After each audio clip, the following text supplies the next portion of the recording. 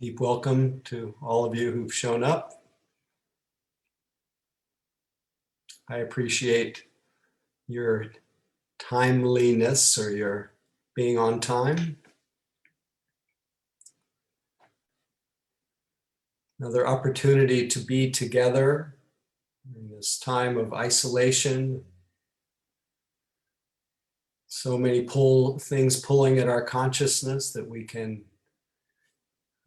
benefit by the support of each other to stop, to keep quiet, to turn our attention away from the obsession of what's next and what's come before, and look directly and lovingly at the reality of the present moment. If there are problems that are solved through our being together, that it will be a byproduct, not from being busy solving problems, be a byproduct of the potential deep healing that comes when our mind and body remain in the same location for a sustained period. Great benefit to our nervous system,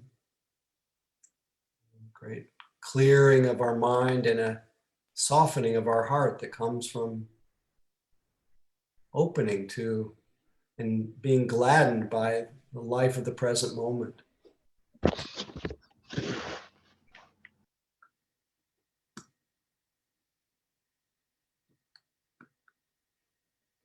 Including all the strange sounds that pop up.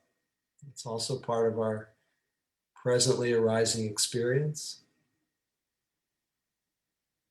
But we do aim for inner and outer quiet.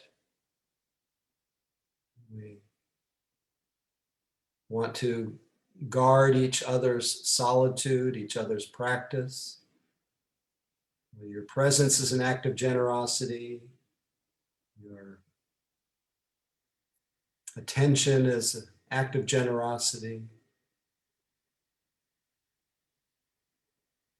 Such an opportunity for wholesome, happy-making forces to enter our own hearts and the hearts of each other.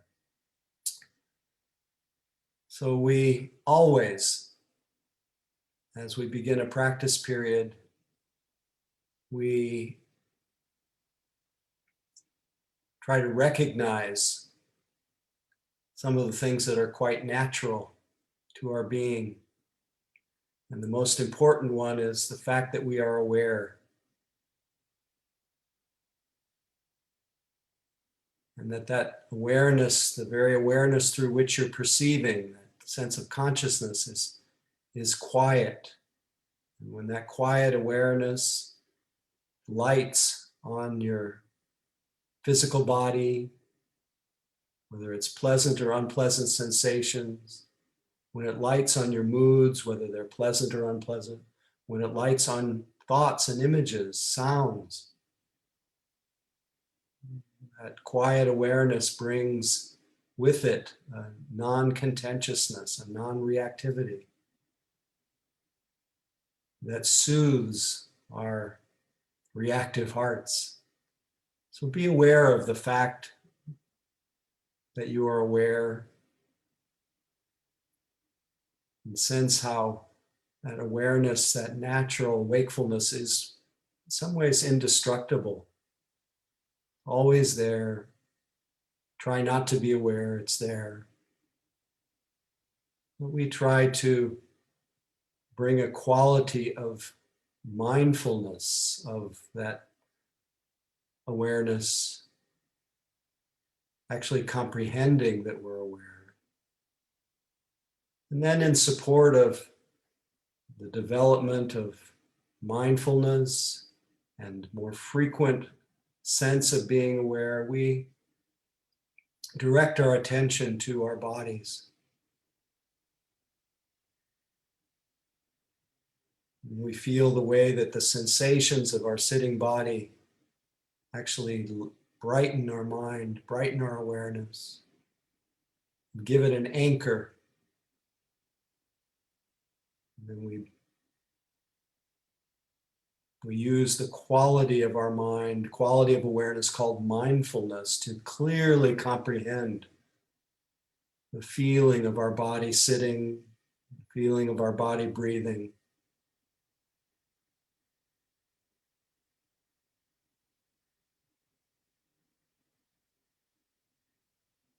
Because mindfulness, or in this case interchangeably, awareness it has no judgment, it just knows. We open to and welcome whatever the state of this body is. If it's agitated, we know this is agitation.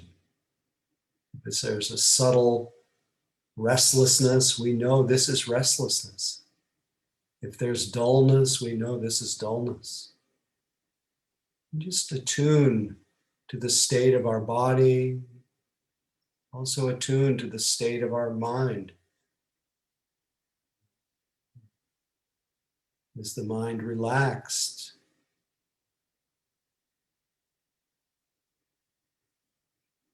Is there tension, mental, physical? Just take a weather report. All the while we're orienting ourselves to our real-time experience. As we're a little bit more settled, more present, we can begin or continue the process of training our attention to stay here by giving our mind that anchor of the body, maybe more specifically for those who are open to this, more specifically the sensations that arise when our body breathes. We just go to our breath and we stay there as long as our attention continues, knowing that our attention, sometimes untrained, scatters quite easily. But when you realize your attention has drifted, that's a moment of reawakening, and we return again to that anchor of the body, anchor of the breath, wherever the breath is felt most clearly. It may just be the gentle expansion, contraction of the whole body. Body breathing. It may be a little more focalized, the rise and fall of the chest or belly. Or it may be knowing, receiving the sensations of the air as it passes the nostrils. Just receiving the breath wherever it's most clear. Sustaining awareness through the duration of the in-breath, the out-breath. And keeping some body awareness in the space between the breaths, if there is one. Just letting that be your home base.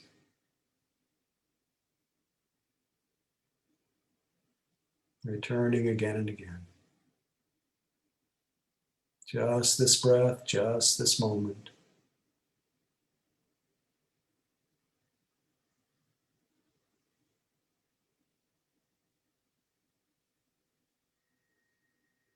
No evidence of past, it's gone. No evidence for future, it's just an idea. It's just this immersion in life, right where it touches us.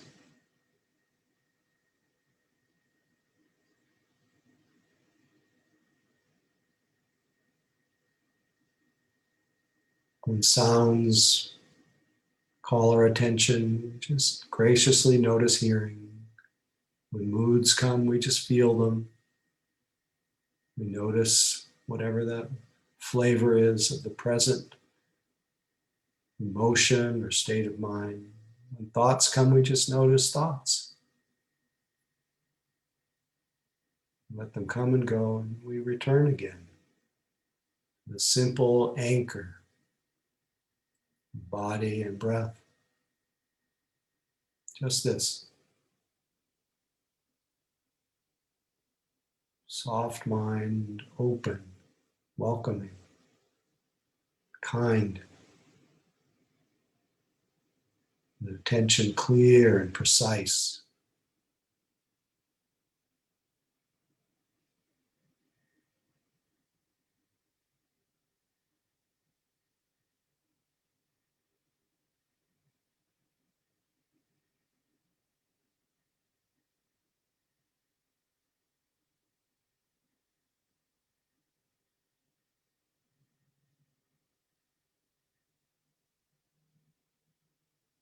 Don't overlook the possibility of enjoying the experience, of breath, of whatever it is that comes, even the things that are uncomfortable. Enjoying the fact that they are being noticed. The non-contentious awareness. Just this moment.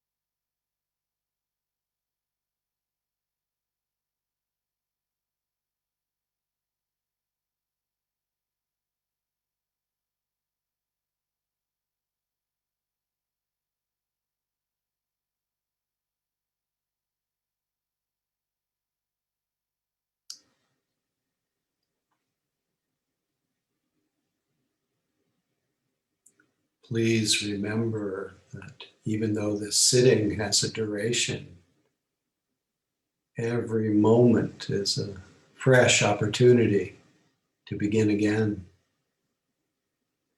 It's open, free. Whenever we wake up to where we are, we begin again.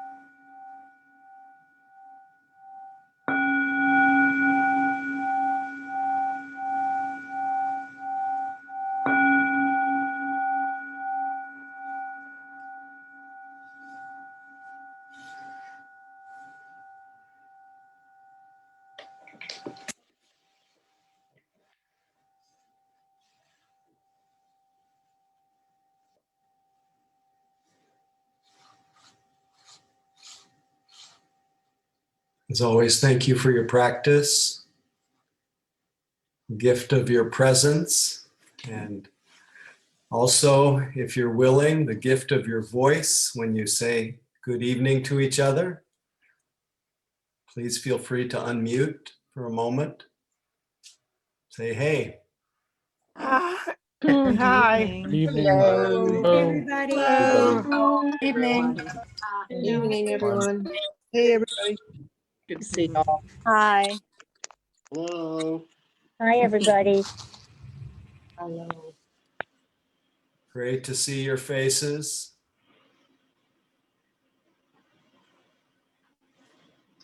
I think I'll save the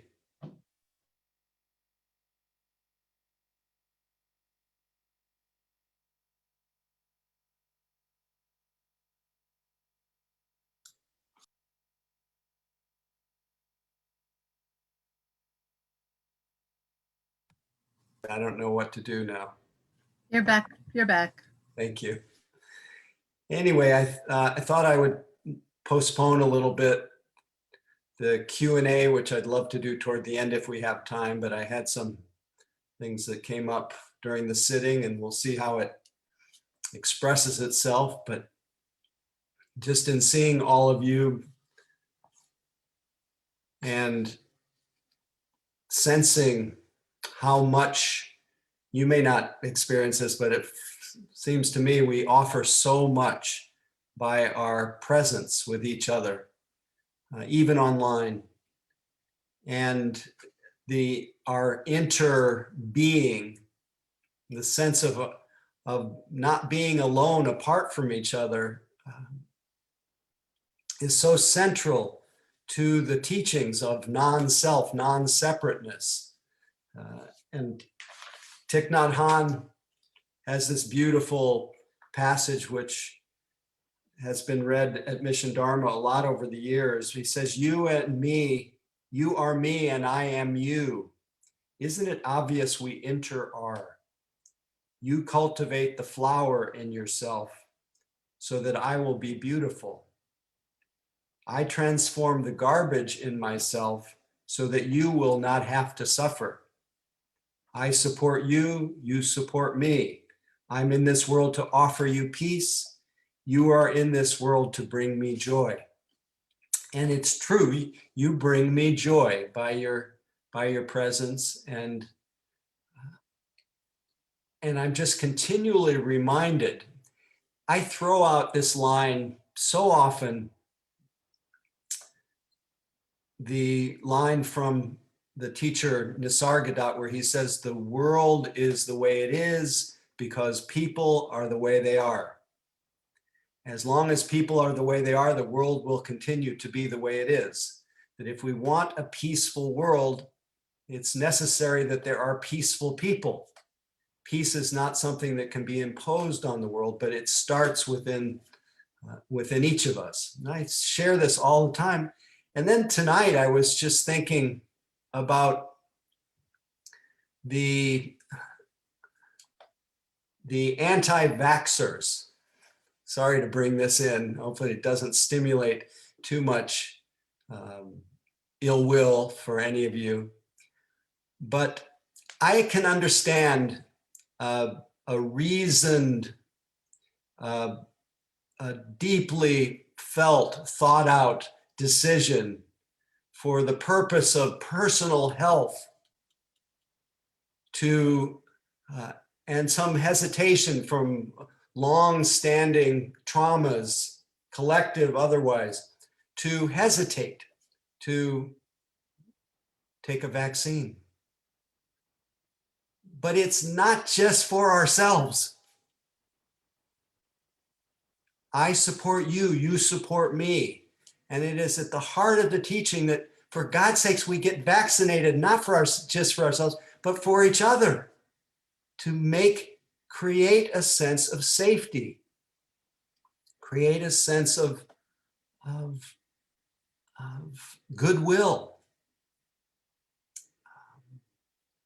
And somehow in our psychic life, being in this culture anyway, and I think progressively it's getting that way in the world, we've become, from time to time, at least a large portion of the population has become so individualistic. Anytime we become excessively individualistic, we become afraid of the other.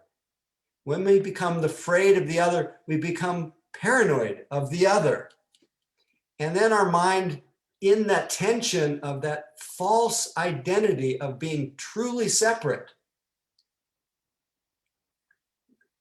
the false identity of being separate creates so much inner tension. That tension goes somewhere, and it usually expresses itself as a proliferation of ideas, of views, of beliefs that when they're then heard enough and shared enough by others, they get taken as truth. And then we know what's happening for the people who were caught up innocently in that kind of dualistic fixation, that idea of not me, everybody else, not me. When they got the virus and they're on their deathbed, they're begging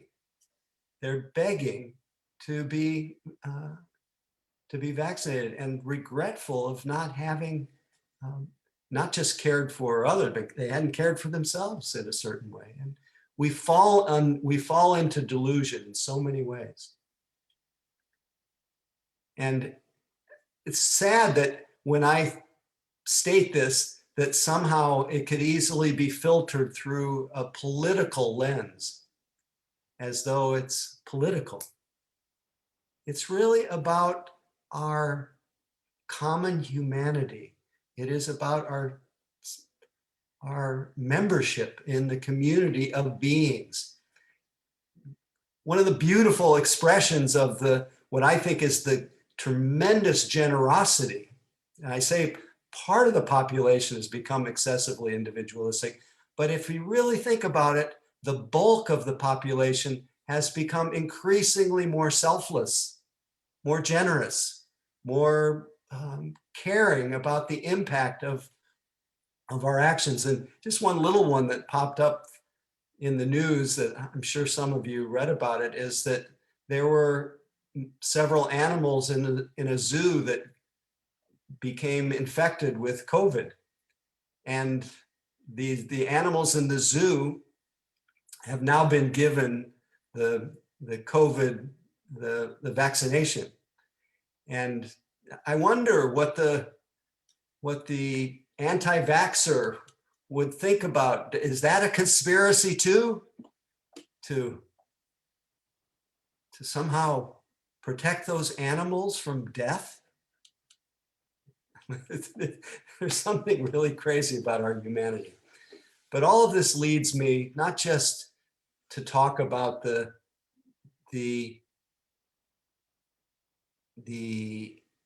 peaceful world requires peaceful people. A safe world requires people who look after each other. A happy world, and it's a word you don't hear that often. And something that's unique maybe in the wisdom traditions, what's unique to Buddha Dharma is that it's all about happiness. In modern terms, it would be called a positive psychology. But it is a positive psychology that's aim is happiness and the elimination of the afflictive emotions that we experience in our life. If we want a happy world, there has to be happy people. People who don't just wait for happiness to happen upon them, to stumble on it, to just show up in our life. But it's understood that happiness, because we're conditioned, is something that one has to recover, has to train our hearts and minds, has to uproot those afflictive emotions that torment us, and then have us create this condition where we see the world as an unsafe place and experience it that way. So I wanted to talk tonight about a happy world requiring happy people, and revisit, as we do from time to time here, cycle through, revisit just the possibility that you, independent of circumstances, you, as Thich Nhat Hanh would say, you are the richest person on earth. You have within you the seeds of happiness. It is your birthright to be happy. And if you are not happy, it has something to do with the way that your mind has been entrained to think, not so lovingly and not so wisely. And up to a point, until we become very conscious of our condition, our physical and our mental condition, we're completely innocent. We are completely, we're not to blame for any of this. This is part of a net of conditioning. But once we wake up a little bit to where we are and consider the possibility of making the world a happy place by being a happy person, why would we do anything else? Why would we do anything else? Why would we devote our attention to anything other than bringing about happiness in this world? One person at a time. Now, you may think, oh, if I just train in uprooting the afflictive emotions from my heart, so I'm not just in a state of compulsive desire or in a state of victimization, victimhood, and in a continual state of blaming and ill will. I just lost, that was a new tangent I almost went on, but I want to stay with happiness. Wow, I really got lost there. I'm just going to be kind and open to that senior moment.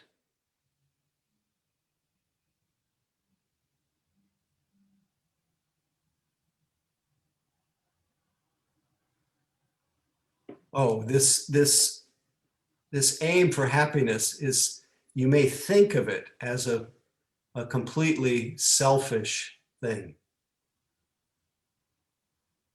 And when there's so much suffering in this world, and today it's somehow stayed with me several different times of the day that right now, with this new greater proliferation of the Delta virus coming simultaneously with the end of this month being the end of the moratorium on evictions. I don't know how many of you are following that, but now tens of thousands of people are at risk of losing their homes at the end of this month.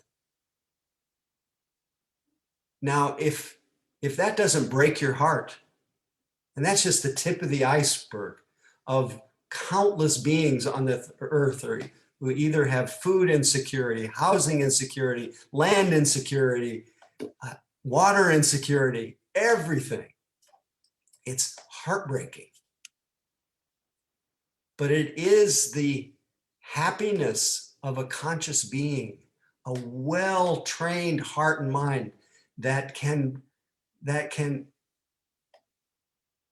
and I'm not saying this includes me, but that can have both a sense of a beautiful, happy existence and have your heart broken every day for how much pain there is in this world. And it is a fortified mind, a tender heart that comes through our training that allows us to be able to accommodate the enormity of pain. And again, I have no idea whether if I was really in other than the what I consider very privileged conditions that I have, how I would actually, would I have an ability to stay strong and awake in difficult circumstances? I don't know that, but I know that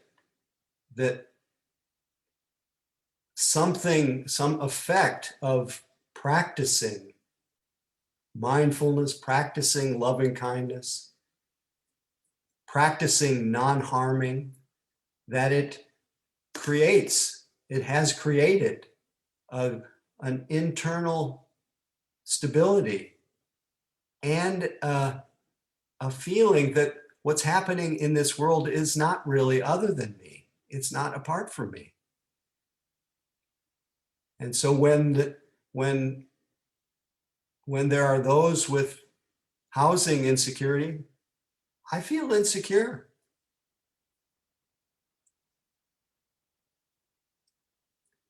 So we can both have our own individual comfortable existence, a more happy existence, one that's surrounded with the possibility of sharing teachings, having good friends, of having enough food on the table. It is our practice that allows us to reconcile the fact of our own comfort and well-being and the enormity of pain in the world. Because practice not only creates the conditions for gladness and happiness, but it also gives perspective.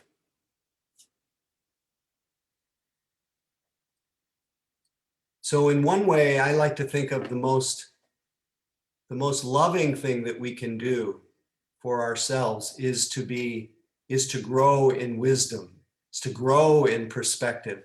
For example, as one of my friends was talking about was in a group of old Dharma friends, one of the first social gatherings I've been to in a long time.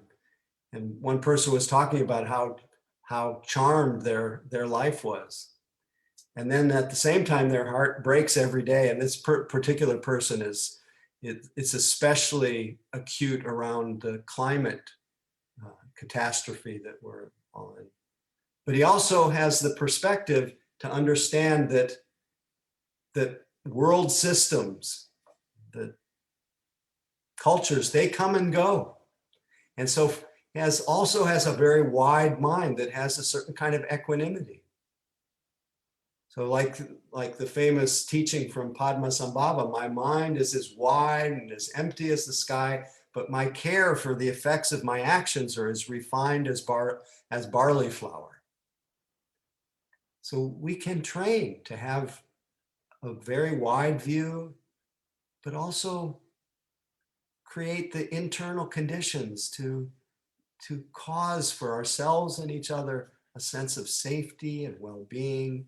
And so it's both. It's opening to the world. It's also making a happy life, because a happy person creates a happy world. And the Buddha said basically there are certain ingredients for making a happy life and a happy mind. The first and foremost is to have your life grounded in ethical, moral conduct, to have the hub around which you live your everyday life a commitment to non-harming. And that means to be careful in your speech, how you talk to yourself. How many of you talk to yourself unkindly? Any of you? This is completely optional, you know. And of course, we experience the fruits of past habits. And it's been countless times I've just been shocked at how ruthlessly self-critical I could be. And I wouldn't talk to my worst enemy as poorly as I've spoken to myself at times. And that used to be a very chronic tendency. And the way I used to describe it is I would hold myself hostage for days after I said something or did something that I didn't think measured up to this grandiose ideal of myself. I would just, in a sense, pummel myself. Believe it or not, they're little wisps, like the wisps of fog that still come that incline toward self-criticism, but pretty much it's gone. It's gone.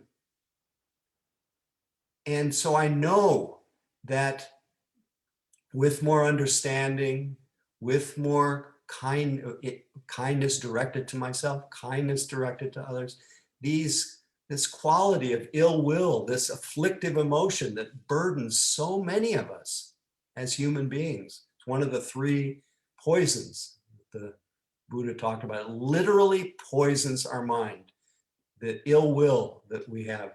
I had this experience of ill will last week. And fortunately, it was very short-lived, but it was quite acute. And again, it's kind of a first world kind of dukkha. I was in an acupuncture office. I was getting acupuncture to help regulate my nervous system a little bit, or it's just basic health stuff. And I went to this office and I waited. And I waited.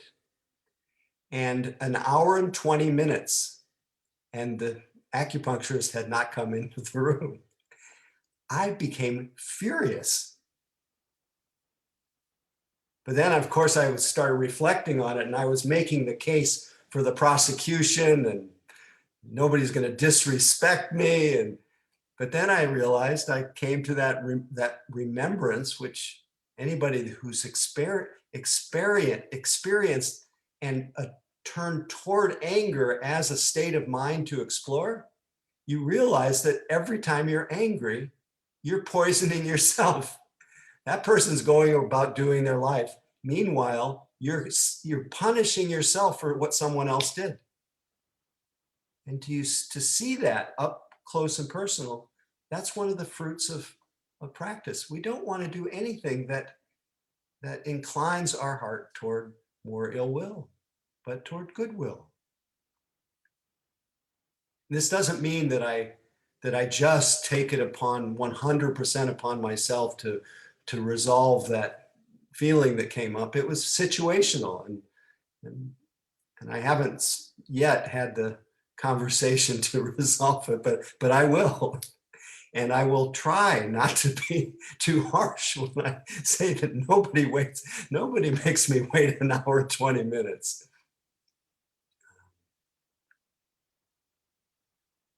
But cultivating non-harming in speech, in action,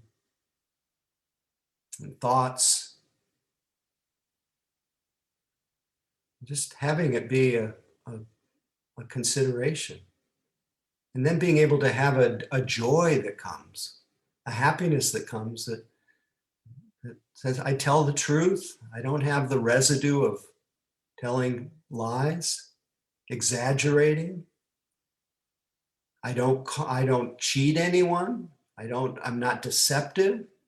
I have the joy of not having to reverberate from the effects of things that I've done, have that regret, remorse, which is actually healthy if I have remorse. But if my mind is essentially left a little bit quiet, my mind isn't confused from the excessive use of intoxicants, it's not clouded, and I can delight in the fact that my mind is a little clear. And if my mind is clear, then I can delight in the second kind of happiness. There's the happiness of non-harming, sometimes called the bliss of blamelessness.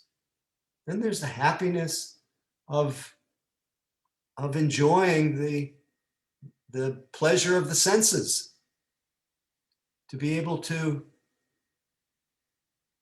be present, to be mindful of a beautiful, I spoke about the fog. I live here in southern Marin County, and the fog has been very persistent lately, and it comes in with these beautiful wisps. If I'm actually present for that experience in a non-complaining moment, it's exquisite. And that brings happiness to the heart, to be able to enjoy a simple moment of pleasure, to enjoy tastes, enjoy touch, enjoy sights, sounds. Our senses were not meant to be shut down, not meant to be occluded or clouded. They're meant to be freshened all the time. Anything you can do to turn your own home into a temple, into a living a Buddha field. It's not about going on retreat. It's about being awake in your environment.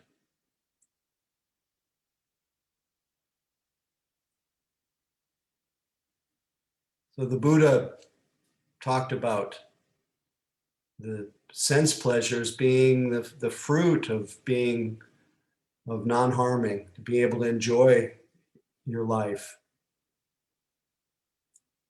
But he also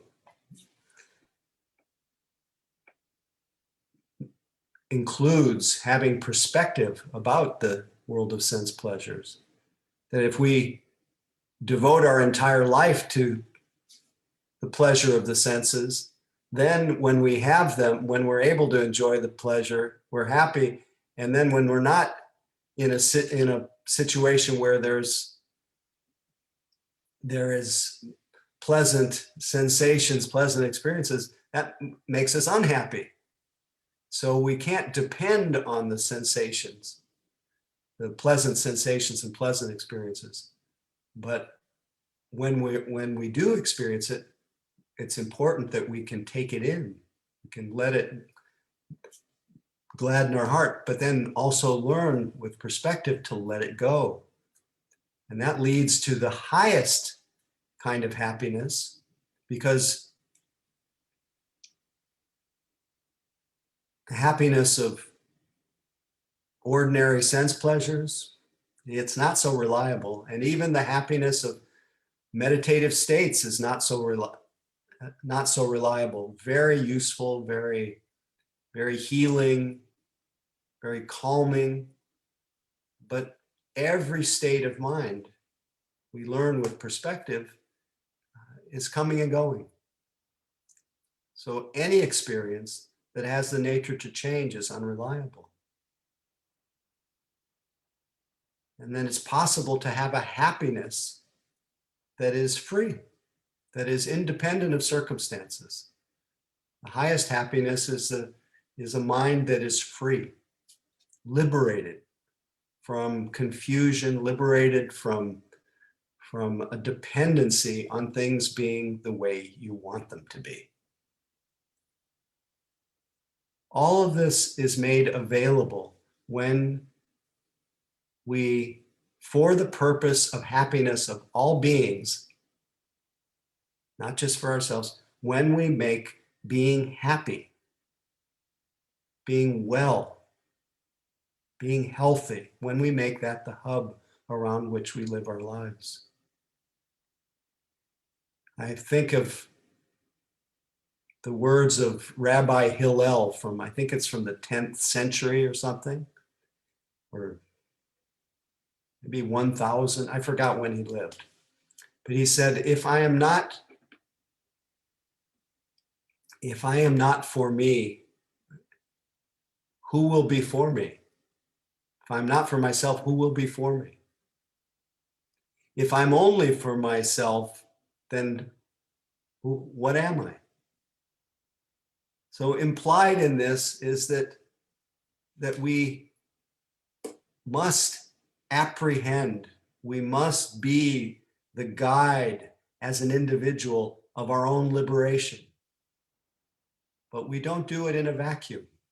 We do it with in mind always the happiness of others.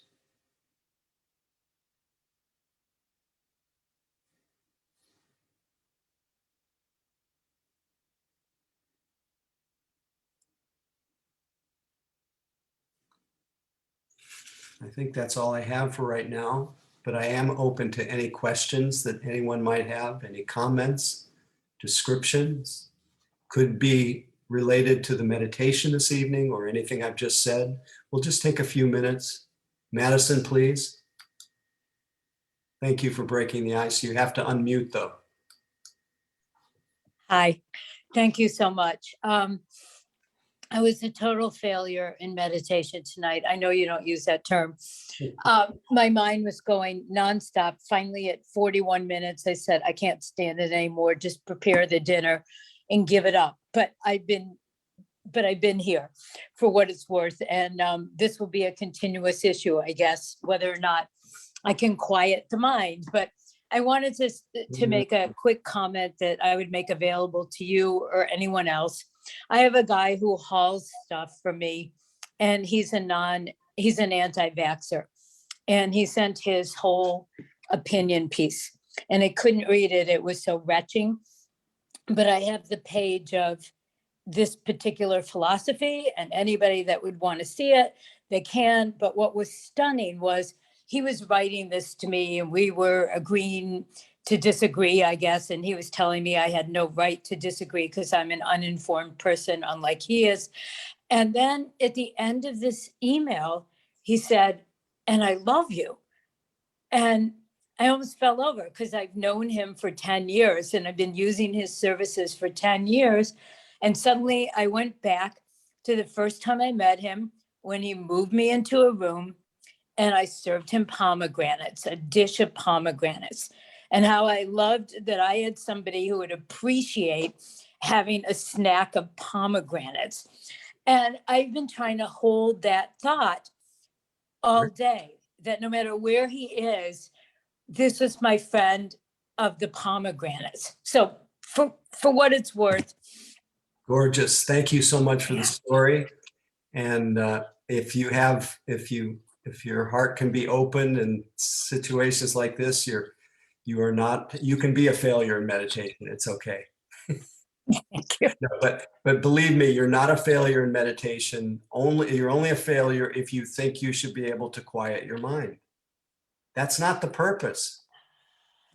The purpose is to know what's in your mind, not to quiet it.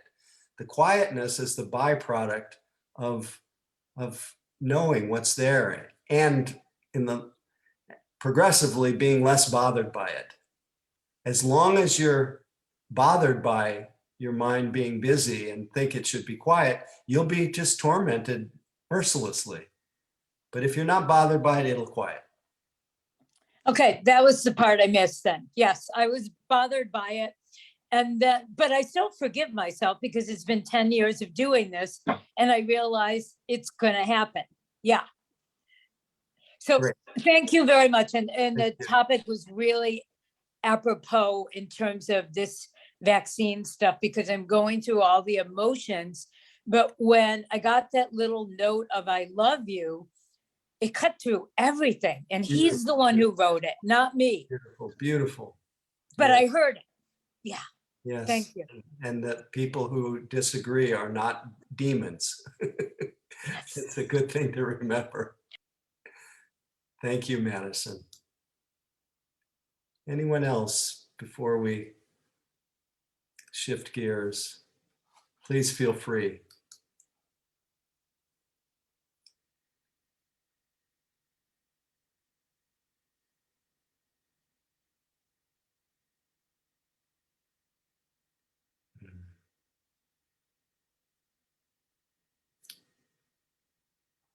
Okay.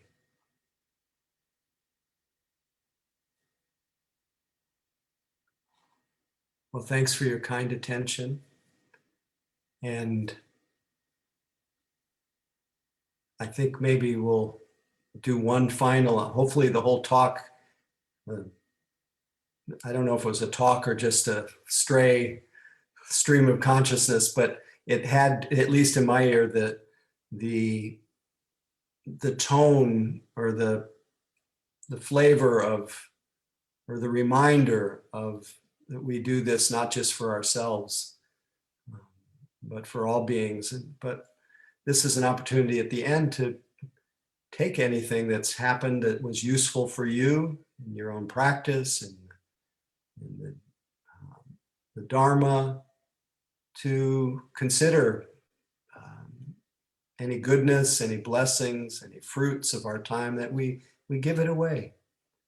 We just radiate the wish, our deepest wish, in all directions, that all beings, including ourselves, can be happy and peaceful and safe, protected, healthy, strong, free of COVID, free of all dis-ease, mental and physical.